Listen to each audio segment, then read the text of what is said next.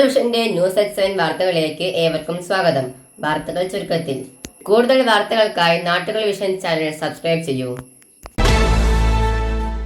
സിംഗപ്പൂരിലുണ്ടായ വാഹനാപകടത്തിൽ ഒറ്റപ്പാലം സ്വദേശി മരിച്ചു. വാണിയംകുളം പനയൂർ വടക്കേ നിരപ്പേൽ ജെയിംസ് പീറ്റർ റോസി ദമ്പതികളുടെ മകൻ ജെറിൻ പീറ്റർ ജെയിംസ് ആണ് മരിച്ചത്. വാർത്ത വിശദമായി. സിംഗപ്പൂരിലുണ്ടായ വാഹനാപകടത്തിൽ ഒറ്റപ്പാലം സ്വദേശിയായ യുവാവ് മരണപ്പെട്ടു.